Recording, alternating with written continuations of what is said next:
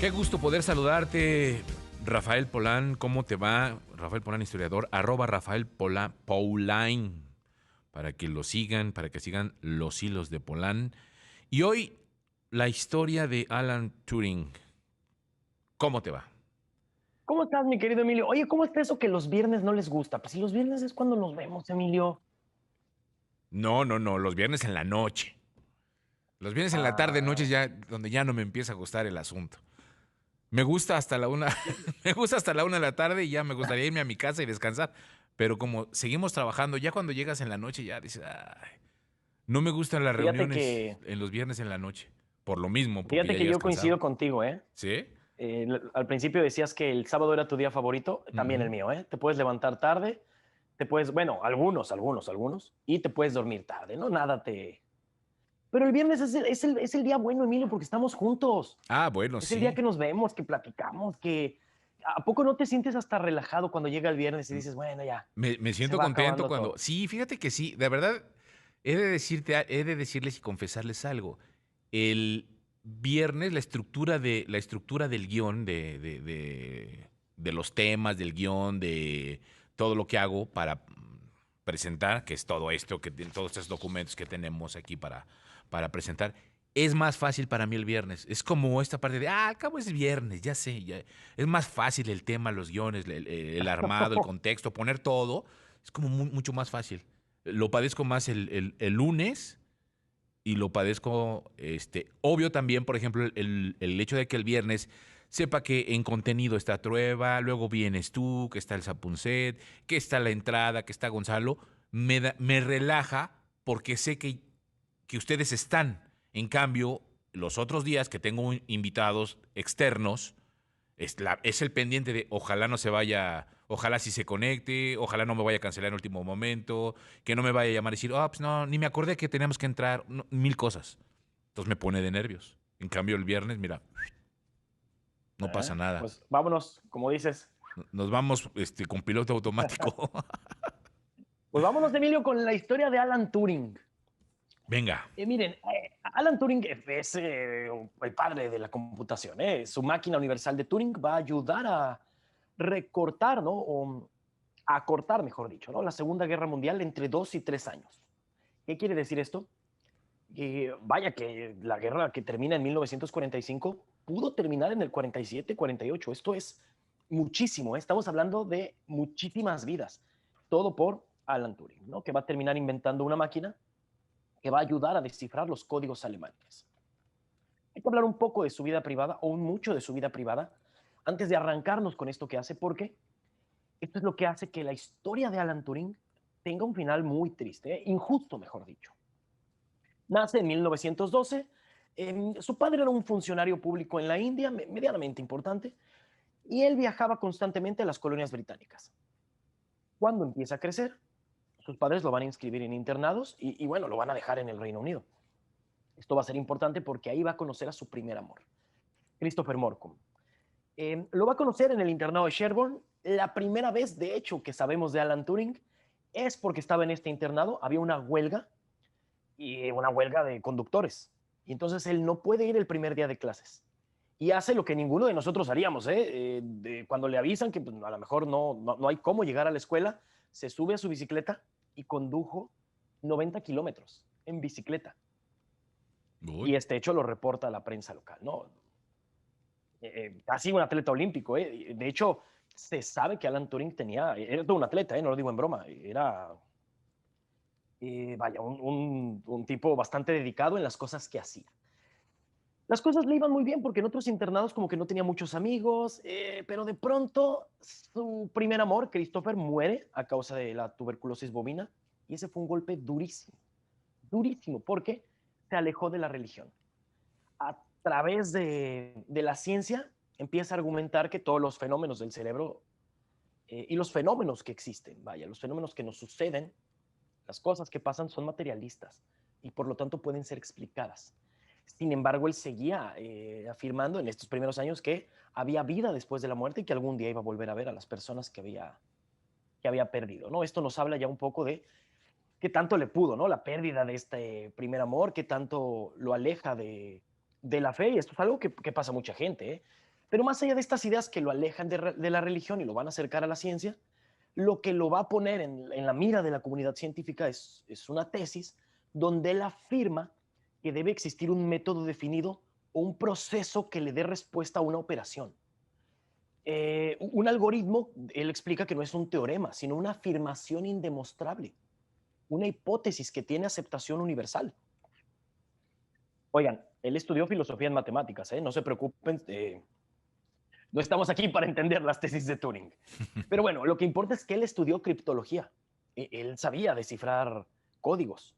Va a trabajar con los aliados y estuvo al mando de una división de la inteligencia británica. Eventualmente se va a poner al mando de toda una operación y va a diseñar la máquina universal de Turing, que era una máquina capaz de resolver todas las ecuaciones posibles.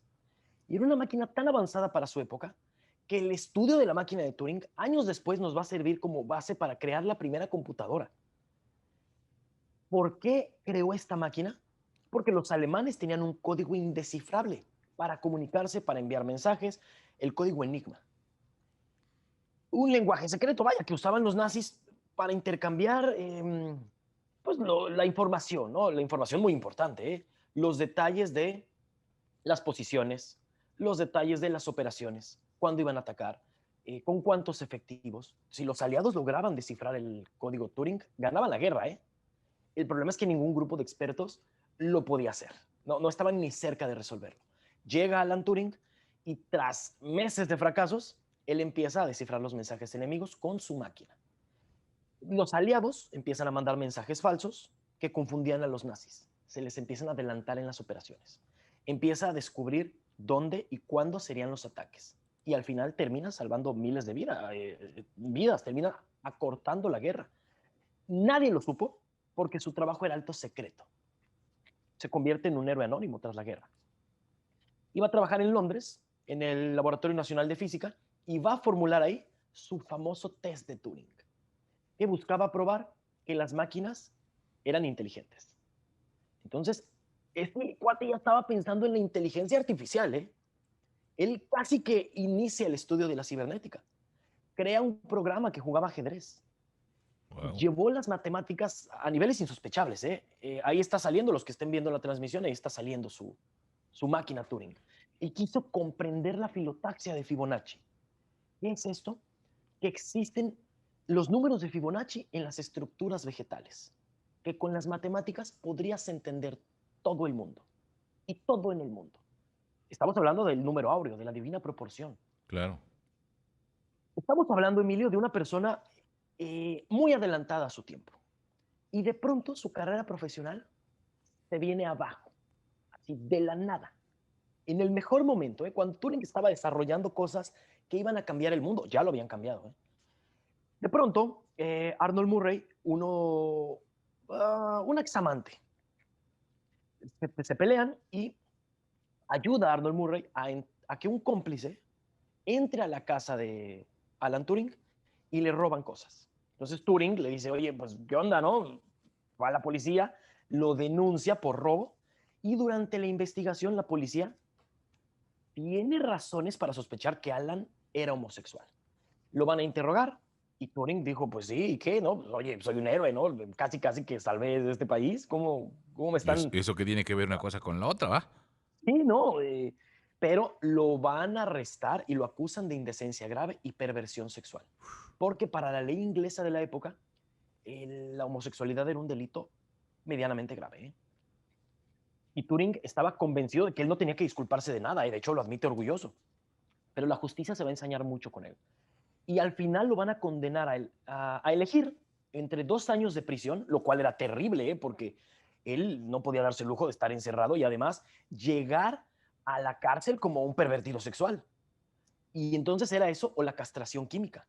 Y elige la segunda, pensando que pues era la mejor, ¿no? De las dos opciones. Pero la prensa sensacionalista lo destrozó. Lo van a ridiculizar muy feo.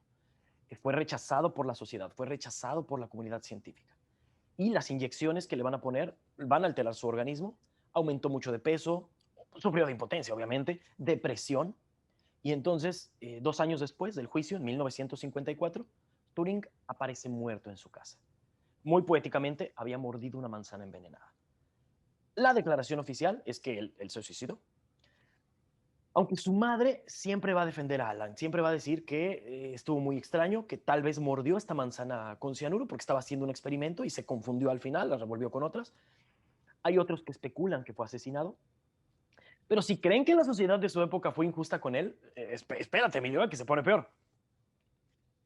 En 2009, el gobierno británico, después de manifestaciones y presión social, le pide perdón a Alan Turing en nombre de la justicia inglesa, pero no lo indultó por los crímenes que lo acusaban, ¿no? Por el crimen de ser homosexual. Nah. El primer ministro británico de la época, Gordon Brown, dijo, era la ley, ¿eh? Lo reconocemos como héroe, le pedimos perdón por el trato de los últimos años, pero no te otorgamos el indulto porque era la ley de la época. Las cosas han avanzado, pero tú rompiste la ley de la época.